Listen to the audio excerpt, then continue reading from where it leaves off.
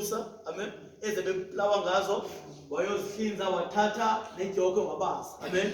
Then from that day waqala ukumlandela, amen. Waba ngapha elapha Elisha wamlandela, amen. uNkulunkulu wathi, I will take your master away from you, amen. IBhayibhile ithi Elisha sekunjalo waqhubeka walandela umprofeti kaNkulunkulu. Let's read verse number 4. Verse 4. Yes. U-Eliya ke wathi ku-Elisha, hlala apha, mna undikhoyo undithume eJeriko. Yes. Uthunywe eJeriko, verse number 5. Ke abashumayeli ababelapho eJeriko. Jeba eJeriko of the prophets, the sons of prophets, yes. Baya ku-Elisha. Baya kulo alandelayo. Bathini kuye? Bathi kuye, uyaqonda nje ukuba undikhoyo uza kuyithatha ke inkosi yakho namhlanje. Amen. Yes. U-Elisha wathi, ewe ndiyazi, kodwa ke musani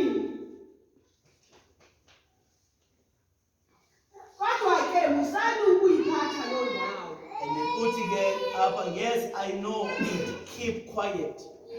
Amen. Yayazi uba umprofeti omdala uyasuswa, amen. But you sons of prophets, keep quiet. Amen. Ngoba uElisha kunento ebeyikhangela kuNkulunkulu. Amen. Remember these things. Xa kukhona into efuna kuThixo, kunabantu efuna kubathulise. Amen. If kunezinga ofuna ukuhamba kulo spiritual, kunabantu efuna kuba silence, ungabavumeli bathethe empilweni yakho. Amen. Amen. Unabantu efuneke uzihlube kubo, usuke kubo, because abazuthetha lento uyifunayo. Okanye abazuthetha lento uyilambeleyo. Amen. Advice yamhlala nabantu abathetha lento uyifunayo. Amen. Hlala nabantu abalambele lento uyilambeleyo. Amen. Ngoba ukwazi ukuthola ingubo kaEliya uhle nabaprofeti abagxeka uEliya ozohamba. Amen. Ufuneke ungahambi nabantu abadoubt. Let me say it again. Awukwazi ukuhamba nabantu abagxeka umoya oyingcwele expecting the power of the Holy Spirit to work in you. Amen. Awukwazi ukuhamba nabantu abathuka izilwimi. Amen. Or expect you will get tongues from God. Amen. Awukwazi ukuhamba nabantu abagxeka the signs, miracles enziwa uNkulunkulu, and you think about those things will happen to you. Amen. Uba ufuna abantu, amen. Okanye uba ufuna ezinto zenzeke kuwe, you have to choose your company. You choose the people ohamba nabo. Amen. Ngoba abantu ozassociate nabo uzofana nabo. Oh yes. Asemnanje? Abantu ozihlanganisa nabo, you will become like them. If you're walking with the servants, you will be anointed. Amen. Now iBhayibhile ithi wahamba uElisha, amen, elandela uEliya. Bemgxeka unyela babaprofeti. Bethi lo muntu uhamba naye uzawahamba emhlabeni omsheke uthini. Kodwa impela yakhe ibiyiwali, be quiet. Because I want something from this man. Hallelujah. Amen. Amen. Be quiet. Amen. Verse number 9. Uthi afika eJordani. Amen. IBhayibhile uEliya wathatha ingubo yakhe wabetha amanzi avuleka ama ngapha nangapha bawela bobabili. Amen. Ithi iBhayibhile bathe besahamba. Amen. Verse 9 says. Verse 9. Yes. Besakuba bewelileke. Yes. uEliya ubuze kuElisha wathi, khawutsho, yintoni ofuna ndikwenzele yona? Yintoni ofuna ndikwenzela yona? Ngakubuzo namhlanje. Amen. Amen. Yintoni ofuna ndikwenzele yona? Wathini uElisha? Abantu abafuni into ezifanayo. Oh Jesus. Amen. Abantu abafuni mandla alinganayo kuNkulunkulu. Amen. Abantu abafuni ngokusetyenziswa ngendlela ezifana noNkulunkulu. Kodwa umuzi umile, yintoni ofuna ndikwenzele yona namhlanje? Amen. Ayisukwenzeka ngenye imini, izokwenzeka namhlanje. Le nto uyicela kuNkulunkulu. What is it? Yintoni le uyifuna ndikwenzele? Kudala undilandela bengakujikisa awujiki Elisha. Baba ngakugxeka bathi le nto yakho icace Elisha jika kodwa Elisha uyahamba. Then namhlanje uyabuza umbuzo mfondini. Yintoni lo uyifunayo? Amen. Amen. Yintoni ikwenza unganqami? Amen. Yintoni ikwenza ungagive up abantu bagive up? Yintoni ikwenza unyamezela izilingo? What is it that you want from me? Amen. Abanye abantu abadlula kwinto odlule kuzo banqamile kodwa unqabanga ufuna ndikwenzele ntoni? Amen.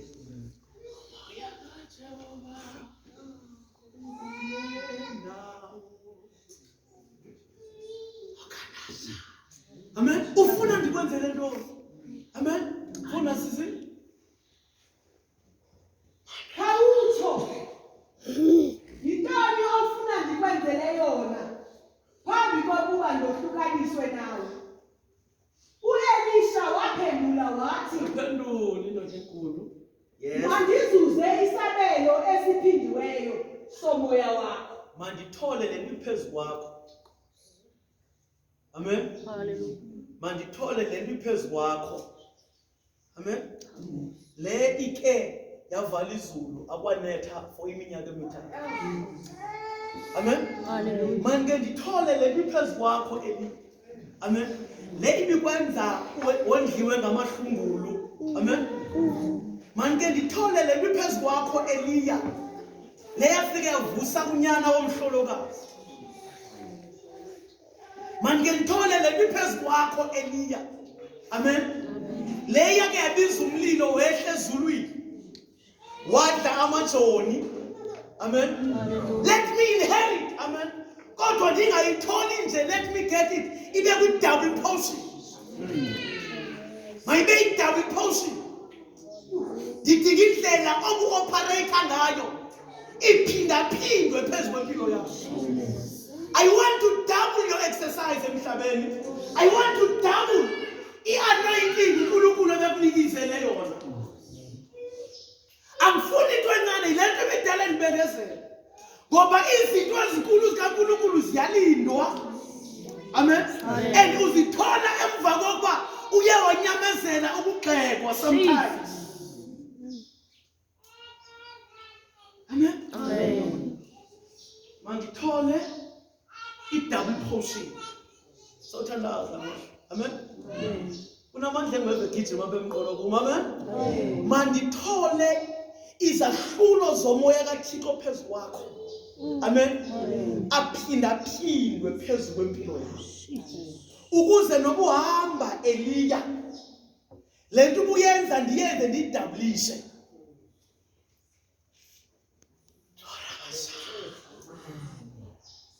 Amen. Le nto ubuyenza let me double. Amen. IBhayibhile ithi bathe besahamba. Ithi bathe besahamba emva kobecelile. Ithi kwavela inqolo namahasi angawomlilo. Amen. Afika behlula, separated them. Amen. After that iBhayibhile uEliya, the old prophet, was taken up. Amen. Ithi iBhayibhile wakhala. That's number 10. Umprofeti omncane. Yes, ngicela ufunda sisi. Verse number 10. Yes. Singaqala verse number 12. Verse 12. Yes. U-Elisha ke wayibona yonke loo nto. Umbona kethathwa ne? Yes. Waze wakhala wathi, awu tata wami, nazo iinqwelo namahashe bakwaShumayeli. U-Elisha ke akaphindange ambone u-Eliya. Wanyamalala uEliya. Yes. Wazibamba ke iimpahla zakhe, wazikazula. Neyishiyekayo itheni ithatha impahla zayo zenza njani? Amen. Hallelujah. Yes. Wazikazula zazizikwende ezimbini. Ewe. 13. Wawuthola ke lo mnweba wawuwe ku-Eliya. Wakhola ingubo eyayiwe kuEliya. Amen. Hallelujah. akayitholanga esombathe ezakhe. Jesus. Hamba. Hallelujah. Akayitholanga esanxibe ezakhe. Kodwa ke ngafuneke aqala axazule ezizakhe ukuze akwazi ukuyithola indubo ewe kumprofeti kaNkulunkulu. Amen. Ngoba akakwazi ukuhlala amandla kaNkulunkulu empilweni yakho usombathile ezakho indubo. Amen. Namhlanje ingase ungavumela uThixo uthi Thixo ndincede ndixazule ezi ndizombathileyo. Zaziwa nguwe zintoni ezombathile disturb the power of God. God, let me assure you, namhlanje khona ingubo uNkulunkulu azoyishisa in this place. Amen. Ikhona into ozoyombathiswa nguNkulunkulu namhlanje. Amen. Akhona amandla azokusibekela. Ikhona intambiso ezohla phezu kwempilo yakho. Ikhona inkazimulo ezokwehla phezu kwempilo yakho. Ezoshintsha ubomi bakho from this very hour onwards. Kodwa ukuze iqala isebenze, vumela ukukhazula ingubo ubukade uzinxibile. Ngoba akazukwazi ukusebenza kakuhle lamandla usekhona into oyinxibileyo.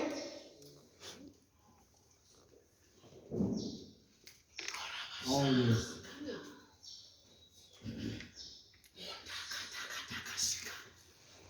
Nkosi, mangikhazule lezi zami. Amen.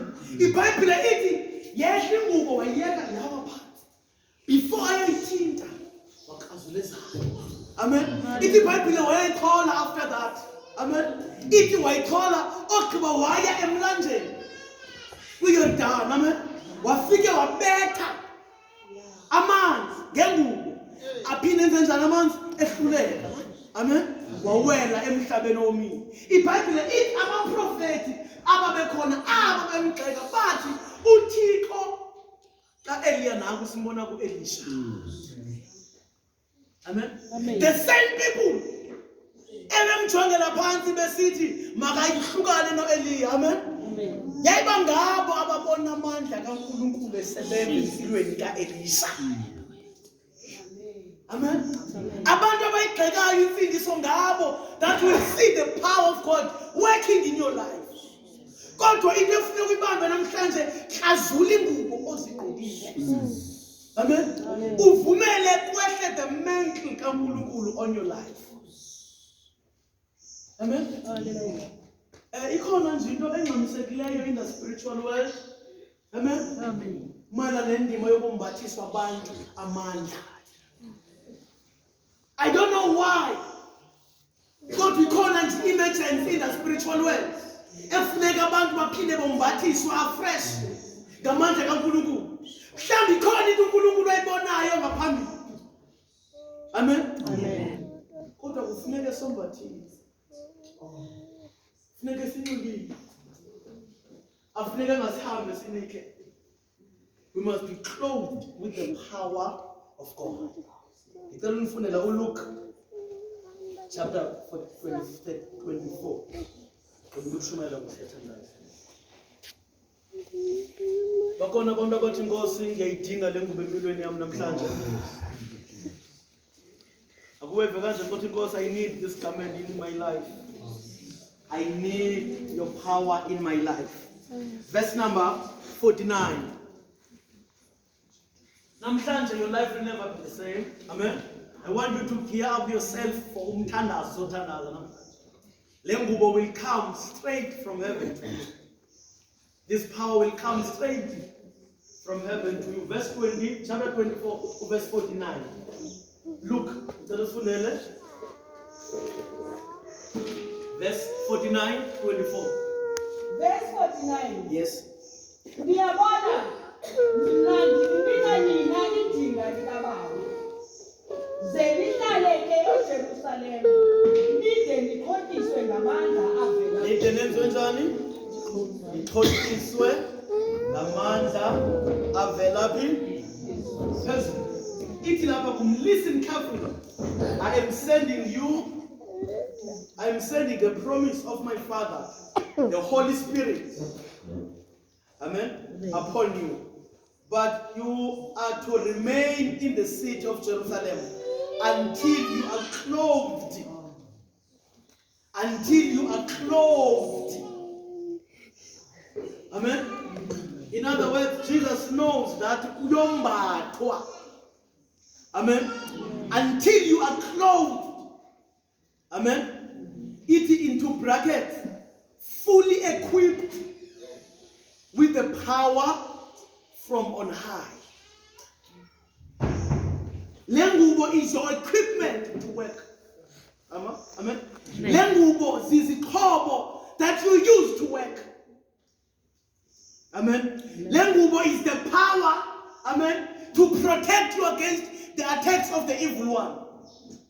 Lengubo here that will create the unknown things. Amen. But this is not. Amen. There will be no need for you to say a word. But ingubo izawuzenzela umsebenzi. We say that again. Ingubo izawuzenzela umsebenzi. Xa ihleli phezu kwakho ingubo yamandla, awusaphethi mazwi maninzi. Awusathethi into ezininzi. Ingubo yiyo erespondayo. Is the one that is working. Amen? Amen. You shall be clothed today. Amen? Amen. You shall be clothed today.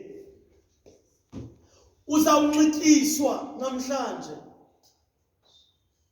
Amen? Amen. Uzawunxityiswa namhlanje. Ndiqibile ushumayela ngoku. Bamba le nto ngiyithethayo. Ukhona ingubo uNkulunkulu akubekele yona for today. Le ngubo will change every step of your life as from today. Le ngubo will change your prayer life. Le ngubo will change your family. Le ngubo will change everything you touch. Ngoba le ngubo, it is the power of God working in a human body. Can we close our Bibles? Nkosi ngidinga ukombatha ngoku. Asisakwazi ukuhamba singombathanga in these days. We need to be clothed with the power from on high. We need to be clothed ngamandla kaNkulunkulu. Hlalani eJerusalema nide nombathiswa amandla. Ngoba asikwazi ukusurvive until somebody.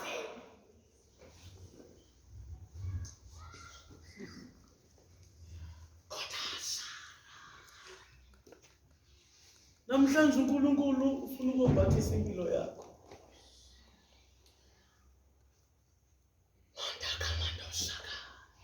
Namhlanje uNkulunkulu wants to clothe you with his anointing, with his power. Can we all stand on our feet?